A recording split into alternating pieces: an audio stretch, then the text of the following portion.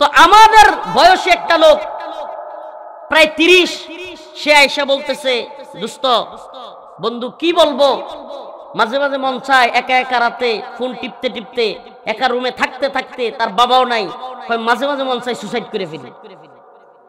এই যে masters pass করলাম, চাকরিও পাচ্ছি না, বাবা চলে গেছে অনেক আগে, মাকে নিয়া বোনদেরকে নিয়া সংসার চালানোর মতো সামর্থ্য নাই, আর এদিকে আমার চাকরি হচ্ছে না, কত জায়গায় ঘুরতেছি, কত জায়গায় যাচ্ছি, অথচ আমার পরিস্থিতি হলো এমন যে আমি এই কষ্ট আর নিতে পারতেছি না, যে একটা চাকরির ব্যবস্থা করতে পারতেছি না, বিয়ে কিভাবে করব সেটাও বুঝতেছি না। আর বিয়ে ছাড়া কোনো পাত্রী, কোনো বাবা মা তার মেয়েকে কোনো চাকরি ছাড়া তুলে দিতে চায় না।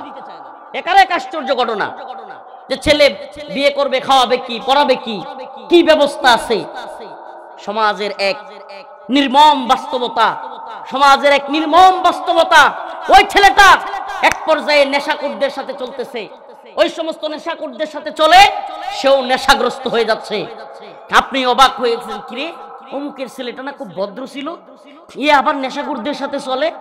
অবাক হয়েন না, ওই ছেলেটা ভিতর থেকে যন্ত্রণা সহ্য করতে করতে না পেরে এক পর্যায়ে ওই নেশাখোরদের সাথে চলে, নেশা করে, এগুলো সব ভুলে থাকে।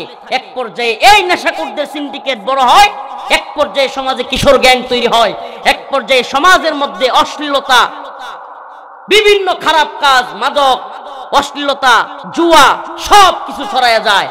আমি বলবো এই সব কিছুর জন্য এই তথাকথিত তাগুতি সিস্টেম, এই তথাকথিত জাহেলি সিস্টেম, এই তথাকথিত পশ্চিমা সিস্টেম দায়ী।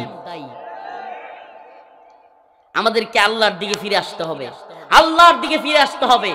একটা ভালো সমাজ তৈরি করবার জন্য প্রথমেই আমাদেরকে ভালো করতে হবে, আমাদেরকে পরিবর্তন হইতে হবে। এটা আল্লাহ পাকের ঘোষণা।